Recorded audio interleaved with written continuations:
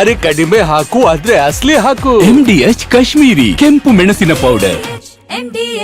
November ಕ್ರಾಂತಿಯ ಬಗ್ಗೆ ನೋಡಿ. ಈ ಕ್ರಾಂತಿ ಅನ್ನುವಂಥ ಸಂಗತಿ ಇದೆಯಲ್ಲ, ಈ ಕ್ರಾಂತಿಯ ಹೆಸರು ಹೇಳಿದ್ದೇನೆ ರಾಜಣ್ಣ. ಕ್ರಾಂತಿ ಆದಮೇಲೆ ಯಾವ ರೀತಿ ಕ್ರಾಂತಿ ಆಗಿಬಿಡ್ತು ಏನು ಎತ್ತ ರಾಜಣ್ಣ ಪಟ್ಟವನ್ನೇ ಕಳ್ಕೊಂಡ್ಬಿಟ್ರು, ಅದೆಲ್ಲ ಪ್ರಶ್ನೆ ಬೇರೆ. ಇವತ್ತು ರಾಜಣ್ಣ ಮತ್ತೆ ಮಾತಾಡಿದ್ದಾರೆ. ಮಂತ್ರಿಮಂಡಲ ಪುನರ್ರಚನೆ ಯಾರು ಮಾಡ್ತಾರೋ ಅವರೇ ಮುಖ್ಯಮಂತ್ರಿಯಾಗಿ ಮುಂದುವರಿತಾರೆ ಅನ್ನೋದ್ರ ಮುಖಾಂತರ ಸಿದ್ದರಾಮಯ್ಯವ್ರ ಪರವಾಗಿ ಬ್ಯಾಟಿಂಗ್ ಮಾಡಿದ್ದಾರೆ ರಾಜಣ್ಣ. ಅಷ್ಟೇ ಅಲ್ಲ, ಸಿದ್ದರಾಮಯ್ಯವ್ರು ಮುಂದುವರೆದ್ರೆ ಓಕೆ, ಇಲ್ಲ ಅಂತಂದರೆ ಕಾಂಗ್ರೆಸ್ನಲ್ಲಿ ಏರುಪೇರುಗಳಾಗುವಂಥದ್ದು ನಿಶ್ಚಿತ ಅನ್ನುವಂಥ ಮಾತನ್ನು ಕೂಡ ಅವರು ಹೇಳಿದ್ದಾರೆ.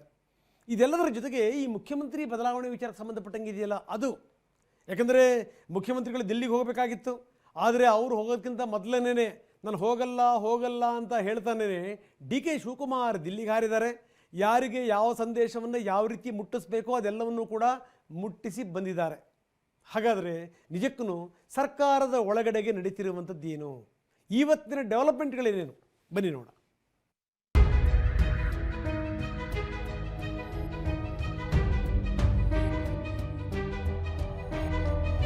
ನವೆಂಬರ್ 15ಕ್ಕೆ ಸಿಎಂ ದೆಹಲಿಗೆ. ಹಿಂದೆ ಹೈಕಮಾಂಡ್ ಮುಂದೆ DCM DK.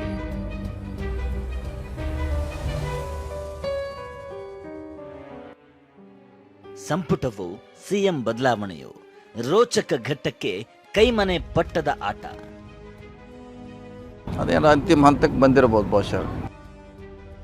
ಒಪ್ಪಿಗೆ ಕೊಟ್ರೆ 5 ವರ್ಷ ಸಿದ್ದು ಸಿಎಂ, ಒಪ್ಪಿಗೆ ಕೊಡದಿದ್ರೆ ಹುಳ ಬಿಟ್ಟ ರಾಜಣ್ಣ.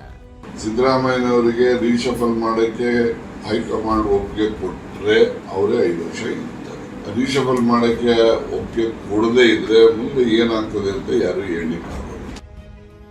ಕುತೂಹಲ ಕೆರಳಿಸಿದ DK ಸಚಿವರಿಗೆ ಶಾಸಕರಿಗೆ ಕೊಟ್ಟ ನವೆಂಬರ್ 20ರ ಡೆಡ್ಲೈನ್. ಕಾಂಗ್ರೆಸ್ ಕಚೇರಿ ಅನ್ನೋದು ದೇವಸ್ಥಾನ ಇದ್ದಂಗೆ ನಮ್ಮ ಕಾರ್ಯಕರ್ತರಿಗೆ. ಹೆಜ್ಜೆ ಹೆಜ್ಜೆಗೂ ಕುತೂಹಲ, ಎತ್ತ ತಿರುಗಿದರೂ ಕೌತುಕ. ನವೆಂಬರ್ 20ಕ್ಕೆ 2.5 ವರ್ಷ ಪೂರೈಸುವ ಕಾಂಗ್ರೆಸ್ ಸರ್ಕಾರದಲ್ಲಿ ಈಗ ಭರಿ ನಿಗೂಢ. ನವೆಂಬರ್ ಕ್ರಾಂತಿ ನಡೆಯುತ್ತಾ? ಕ್ರಾಂತಿ ಅಂದ್ರೆ ಸಂಪುಟ ಸರ್ಜರಿನ, ಸಂಪುಟ ವಿಸ್ತರಣೆಯ, ಅಥವಾ ನಾಯಕತ್ವವನ್ನೇ ಅದಲು ಬದಲು ಮಾಡುವ ಆಟವ? ಹೀಗೆ 10 ಪ್ರಶ್ನೆಗಳು ಹುಟ್ಟಿಕೊಳ್ತಿವೆ. ಇತ್ತೀಚೆಗೆ ಸಿಎಂ ಪುತ್ರ ಯತೀಂದ್ರ ಸಿಡಿಸಿದ ಉತ್ತರಾಧಿಕಾರಿ ಬಾಂಬ್ನ ಕಂಪನ ಕೈ ಮನೆಯನ್ನ ಇನ್ನೂ ನಡುಗಿಸುತ್ತಿದೆ. ಹೀಗಿರುವಾಗ ಸಂಪುಟ ಪುನಾರಚನೆ ಮಾಡಿ ತಮ್ಮ ಕುರ್ಚಿ ಭದ್ರ ಮಾಡಿಕೊಳ್ಳಲು ಮುಂದಾಗಿರುವ ಸಿಎಂ ಸಿದ್ದರಾಮಯ್ಯ ನವೆಂಬರ್ 15ಕ್ಕೆ ದೆಹಲಿಗೆ ತೆರಳುತ್ತಿದ್ದಾರೆ. ರಾಹುಲ್ ಗಾಂಧಿ ಅವರನ್ನ ಭೇಟಿ ಮಾಡಿ ಸಂಪುಟ ಪುನಾರಚನೆ ಕುರಿತು ಚರ್ಚಿಸುತ್ತಾರೆ ಅಂತ ಮಾಹಿತಿ ಸಿಕ್ಕಿದೆ. ಈ ಮಧ್ಯೆ DCM DK ಇಲ್ಲ ಅನ್ನುತ್ತಲೇ ಹಿಂದೆ ದೆಹಲಿ ತಲುಪಿದ್ದಾರೆ. ಇಲ್ಲ ನೋ ಡೆಲ್ಲಿ ಟೈಮ್ ಇದೆ. ನಾನು ಹೋಗಿ ಜಸ್ಟ್ 1 hour ಮೀಟಿಂಗ್ ಇತ್ತು, ಇನ್ನು ಹೋಗ್ತಾರ. ಇನ್ನ ಇಲ್ಲ ಯಾವ no high command, no meeting. Election is there, we are busy with election, we are busy with Bengaluru. ಕೇಳಿದ್ರಲ್ಲ, ನೋಡಿಲ್ಲಿ ಯಾವ ಹೈಕಮಾಂಡ್ ನಾಯಕರನ್ನು ಭೇಟಿ ಆಗಲ್ಲ ಅಂತ ಬೆಳಿಗ್ಗೆ 11 ಗಂಟೆಗೆ ಹೇಳಿದ್ದ DCM DK ಮಧ್ಯಾಹ್ನ 1:30 ಸುಮಾರಿಗೆ ದೆಹಲಿ ಫ್ಲೈಟ್ ಹತ್ತಿದ್ರು. ಮೂಲಗಳ ಪ್ರಕಾರ ಹಿಂದೆ ಹೈಕಮಾಂಡ್ ನಾಯಕರನ್ನ ಭೇಟಿಯಾಗಿ ಹಿಂದೆ ವಾಪಸ್ ಸಹ ಆಗಲಿದ್ದಾರೆ. ಇದು ತೀವ್ರ ಕುತೂಹಲ ಮೂಡಿಸಿದೆ. ಇದಕ್ಕೂ ಮುನ್ನ DCM DK ಸಚಿವರಿಗೆ, ಶಾಸಕರಿಗೆ ನವೆಂಬರ್ 20ರ ಡೆಡ್ಲೈನ್ ಕೊಟ್ಟಿದ್ದಾರೆ. ಅಷ್ಟಕ್ಕೂ DK ಕೊಟ್ಟಿರುವ ಡೆಡ್ಲೈನ್ ಏನು ಅಂದ್ರೆ, ಸಚಿವರಿಗೆ, ಶಾಸಕರಿಗೆ ಮತ್ತು ಜಿಲ್ಲಾ ಕಾಂಗ್ರೆಸ್ ಅಧ್ಯಕ್ಷರಿಗೆ DK ಶಿವಕುಮಾರ್ ಒಂದು ಪತ್ರ ಬರೆದಿದ್ದಾರೆ. ನವೆಂಬರ್ 20ಕ್ಕೆ ಕಾಂಗ್ರೆಸ್ ಸರ್ಕಾರ ಅಧಿಕಾರಕ್ಕೆ ಬಂದು 2.5 ವರ್ಷ ಪೂರ್ಣವಾಗುತ್ತೆ. ಇದೀಗ ಅದೇ ನವೆಂಬರ್ 20ರ ಡೆಡ್ಲೈನ್ ಅನ್ನ DCM DK ನೀಡಿದ್ದಾರೆ. ಅದೇನಂದ್ರೆ, ಗಾಂಧಿ ಭಾರತ್ ಶತಮಾನೋತ್ಸವ ಹಿನ್ನೆಲೆಯಲ್ಲಿ ರಾಜ್ಯದಲ್ಲಿ 100 ಕಡೆ ಸ್ವಂತ ಜಮೀನಿನಲ್ಲಿ ಕಾಂಗ್ರೆಸ್ ಕಚೇರಿ ನಿರ್ಮಾಣಕ್ಕೆ ಶಂಕುಸ್ಥಾಪನೆ ಹಮ್ಮಿಕೊಳ್ಳಲಾಗಿದೆ. ನವೆಂಬರ್ 20ರಂದು ಈ ಕಾರ್ಯಕ್ರಮ ನಡೆಯಲಿದ್ದು, 100 ಕಚೇರಿ ನಿರ್ಮಾಣಕ್ಕೆ ಏಕಕಾಲದಲ್ಲಿ ಶಂಕುಸ್ಥಾಪನೆ ಮಾಡಲು ರಾಜ್ಯಕ್ಕೆ ಅಂದು ರಾಹುಲ್ ಗಾಂಧಿ ಬರಲಿದ್ದಾರೆ. ಹೀಗಾಗಿ DCM DK ಕಚೇರಿ ನಿರ್ಮಾಣಕ್ಕೆ ಸ್ವಂತ ನಿವೇಶನ ಹೊಂದುವ ಪ್ರಕ್ರಿಯೆ ಮುಗಿಸಲು ಸೂಚನೆ ನೀಡಿದ್ದಾರೆ. ಕಾಂಗ್ರೆಸ್ ಕಚೇರಿ ಅನ್ನೋದು ದೇವಸ್ಥಾನ ಇದ್ದಂಗೆ ನಮ್ಮ ಕಾರ್ಯಕರ್ತರಿಗೆ. 100 ಕಚೇರಿ ಮಾಡಬೇಕು ಅಂತ ಹೇಳಿ ಗೈಡ್ಲೈನ್ಸ್ ಕೊಟ್ಟಿದ್ದೀನಿ. ಈಗಾಗಲೇ ಸಿದ್ಧತೆ ಆಗ್ತಾ ಇದೆ. ಬಂದು ಒಂದಿನ ಫೌಂಡೇಶನ್ ಹಾಕಿ ಅಂತ ಹೇಳಿದ್ದೇನೆ. ಅವ್ರು ಬರ್ತಾರೆ, ಫೌಂಡೇಶನ್ ಹಾಕ್ತಾರೆ. ಈಗಾಗಲೇ ಕೆಲವು ಕಡೆ ಕೆಲಸ ಶುರು ಮಾಡಿದ್ದಾರೆ. DCM DK ಹೀಗೆ ಹೇಳುತ್ತಿರುವಾಗಲೇ ಹಿಂದೆ ಸೆಪ್ಟೆಂಬರ್ ಕ್ರಾಂತಿಯ ಬಗ್ಗೆ ಭವಿಷ್ಯ ನುಡಿದಿದ್ದ ಮಾಜಿ ಸಚಿವ ರಾಜಣ್ಣ ಹೊಸ ಬಾಂಬ್ ಸಿಡಿಸಿದ್ದಾರೆ. ಸಂಪುಟ ಪುನಾರಚನೆಗೆ ಒಪ್ಪಿಗೆ ಕೊಟ್ರೆ ಸಿದ್ದರಾಮಯ್ಯ 5 ವರ್ಷ ಸಿಎಂ. ಒಪ್ಪಿಗೆ ಕೊಡದಿದ್ರೆ ರಾಜಕೀಯವೇ ತಲೆಕೆಳಗಾಗುತ್ತೆ. ರಾಜಣ್ಣ ಬಾಂಬ್. ಹೌದು, ನವೆಂಬರ್ ಕ್ರಾಂತಿಯ ಕುರಿತು ಮಾಜಿ ಸಚಿವ ರಾಜಣ್ಣ ಸ್ಫೋಟಕ ಸುಳಿವು ನೀಡಿದ್ದಾರೆ. ಸಂಪುಟ ಪುನಾರಚನೆ ಮಾಡುವ ಇರಾದೆಯಲ್ಲಿರುವ ಸಿಎಂ ಸಿದ್ದರಾಮಯ್ಯಗೆ ಹೈಕಮಾಂಡ್ ಒಪ್ಪಿಗೆ ನೀಡಬೇಕು. ಹಾಗೇನಾದರೂ ಹೈಕಮಾಂಡ್ ಒಪ್ಪಿಗೆ ನೀಡಿದ್ರೆ ಸಿದ್ದರಾಮಯ್ಯನವರೇ 5 ವರ್ಷ ಸಿಎಂ ಆಗಿರ್ತಾರೆ. ಒಂದು ವೇಳೆ ಒಪ್ಪಿಗೆ ಕೊಡದೇ ಇದ್ರೆ ರಾಜಕೀಯ ಬೆಳವಣಿಗೆಗಳೇ ತಲೆಕೆಳಗಾಗಬಹುದು ಅಂತ ಬಾಂಬ್ ಸಿಡಿಸಿದ್ದಾರೆ. ಸಿದ್ದರಾಮಯ್ಯನವರಿಗೆ ರೀಶಫಲ್ ಮಾಡಕ್ಕೆ ಹೈಕಮಾಂಡ್ ಒಪ್ಪಿಗೆ ಕೊಟ್ರೆ ಅವರೇ 5 ವರ್ಷ ಇರ್ತಾರೆ. ರೀಶಫಲ್ ಮಾಡಕ್ಕೆ ಒಪ್ಪಿಗೆ ಕೊಡದೇ ಇದ್ರೆ ಮುಂದೆ ಏನಾಗ್ತದೆ ಅಂತ ಯಾರು ಹೇಳಿಕ್ಕಾಗಲ್ಲ. ಹೈಕಮಾಂಡ್ ನಲ್ಲಿ ಅವ್ರಿಗೆ ರೀಶಫಲ್ಗೆ ಅವಕಾಶ ಕೊಟ್ಟರೆ, ಪರ್ಮಿಷನ್ ಕೊಟ್ಟರೆ ಅವರು 5 ವರ್ಷ ಇರ್ತಾರೆ. ಅವ್ರಿಗೇನೋ ರೀಶಫಲ್ ಮಾಡಲಿಕ್ಕೆ ಅಥವಾ ಎಕ್ಸ್ಪಾನ್ಷನ್ ಇನ್ನೊಂದು ಏನೋ ಅವ್ರ ತಲೆಯಲ್ಲಿ ಏನಿದೆ ಅದನ್ನು ಮಾಡಲಿಕ್ಕೆ ಹೈಕಮಾಂಡ್ನವರು ಅವ್ರಿಗೆ ಒಪ್ಪಿಗೆ ಕೊಡದೇ ಇದ್ದಾಗ ಆಗ ಪೊಲಿಟಿಕಲ್ ಡೆವಲಪ್ಮೆಂಟ್ಸ್ ಇನ್ಎವಿಟಬಲ್ ಅಂತ ಆಗ್ತದೆ ಅಂತ ನನ್ನ ಒಂದು ಅಸೆಸ್ಮೆಂಟ್ ಅಷ್ಟೇ, ಯಾರು ಹೇಳೋದು.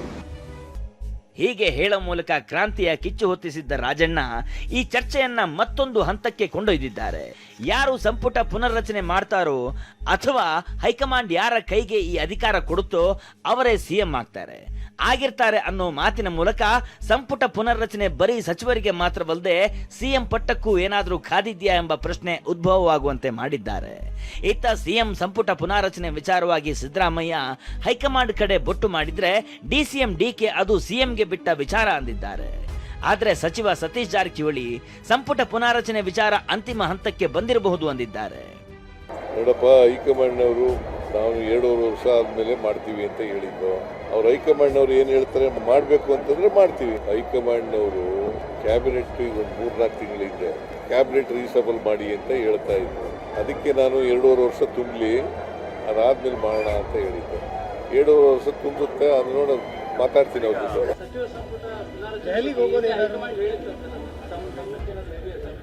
ಚೀಫ್ ಮಿನಿಸ್ಟರ್ ಮಾತಾಡ್ತಾರೆ ಅದನ್ನು ಅವ್ರದ್ದು.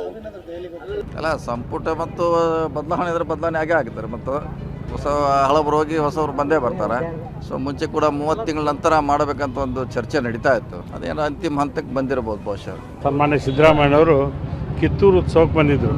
ಬಂದಂಥ ಸಂದರ್ಭದಲ್ಲಿ ಹೈಕಮಾಂಡ್ ನನಗೆ ಸೂಚನೆ ಕೊಟ್ಟಿದೆ, 2.5 ವರ್ಷಕ್ಕೆ ಸಂಪುಟ ವಿಸ್ತರಣೆಯನ್ನು ಮಾಡಬೇಕು ಅಂತಕೊಂಡು ಹೇಳಿ ಈಗಾಗಲೇ ನನಗೆ ನಿರ್ದೇಶನ ನೀಡ್ಯಾರ ಅಂತೇಳಿ. ಒಂದು ಮಂತ್ರಿಮಂಡಲ ವಿಸ್ತರಣೆ ಮಾಡ್ತಕ್ಕಂಥ ಪರಮಾಧಿಕಾರ ಇರ್ತಕ್ಕಂಥದ್ದು ಮಾನ್ಯ ಮುಖ್ಯಮಂತ್ರಿಗಳಿಗೆ.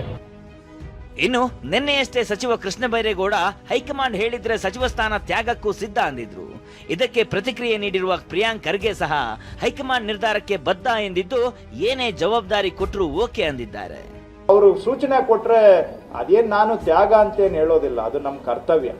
ಎಸ್ ನಾವಂತೂ ತಯಾರು. ಯಾರು ಪಕ್ಷ ಯಾವಾಗ ಏನು ಸೂಚನೆ ಕೊಟ್ಟರು ಆ ಸೂಚನೆಗೆ ನಾವು ತಯಾರು. ಎಲ್ಲರೂ ಹೈಕಮಾಂಡಿಗೆ ಬದ್ರಲ್ಲ. ಈಗ ಎಲ್ಲ ಸೀನಿಯರ್ MLAs ಇರ್ಬೋದು, ಮಂತ್ರಿಗಳಿರ್ಬೋದು, ಎವ್ರಿಬಡಿ ಪಾರ್ಟಿ ಏನು ಹೇಳುತ್ತೆ ಅದನ್ನು ನಾವು ಮಾಡ್ಕೊಂಡು ಬರ್ತೀವಿ. ಎಲ್ಲ ಪಕ್ಷ ನಿರ್ಧಾರ ಎಲ್ಲರೂ ಪಾಲನೆ ಮಾಡಲೇಬೇಕಾಯ್ತು. ಅದು ಅವ್ರು ಹೇಳಿದ್ದು ಎಲ್ಲರೂ ಪಾಲನೆ ಮಾಡಬೇಕಾಗ್ತೈತೆ. ಸೊ ಯಾರಿಗೆ ಬಿಡ್ತಾರೆ ಅವರು ಪಕ್ಷದ ಕೆಲಸಕ್ಕೆ ಹೋಗಲೇಬೇಕು. ಯಾರು ಮಂತ್ರಿ ಆಗಿರ್ತಾರೋ ಅವ್ರು ಮಂತ್ರಿಯಾಗಿ ಕೆಲಸ ಮಾಡ್ತಾರೆ ಅಷ್ಟೇ. ಎಲ್ಲರ ಮಾತು, ಎಲ್ಲರ ದೃಷ್ಟಿ ಇರೋದು ಹೈಕಮಾಂಡ್ ಕಡೆಗೆ. ಅಲ್ಲಿಗೆ ಒಂದಂತೂ ಸ್ಪಷ್ಟ, ಹೈಕಮಾಂಡ್ ಕಾಯಿ ಮೂವ್ ಮಾಡಿದ್ರಷ್ಟೇ ರಾಜ್ಯ ರಾಜಕಾರಣದ ಕ್ರಾಂತಿ ಕಿಚ್ಚೇನಿದೆಯೋ ಅದು ಹೊರಗೆ ಬರುತ್ತೆ. ಆದ್ರೆ ಆ ಕಾಯಿಯನ್ನ ಹೈಕಮಾಂಡ್ ಯಾವಾಗ ಮೂವ್ ಮಾಡುತ್ತೆ ಅನ್ನೋದು ದೆಹಲಿ ಮನೆಯಲ್ಲಿರೋ ಗುಟ್ಟೆ ಸರಿ. ಪ್ರಸನ್ನ ಗಾಂವ್ಕರ್, TV9 ಬೆಂಗಳೂರು. MDH ನ ಕಿಚನ್ ಕಿಂಗ್ ಕಿಚನ್ ಅಲ್ಲಿದ್ರೆ ನಾವು ಎಲ್ಲವನ್ನು ಮಾಡಬಹುದು. ಬೆಂಗನ್ಕ ಬರ್ತಾ, ಆಲೂ ಗೋಬಿ, ಭಿಂಡಿ ಮಸಾಲಾ, ಇನ್ನೂ ಬಹಳಷ್ಟು.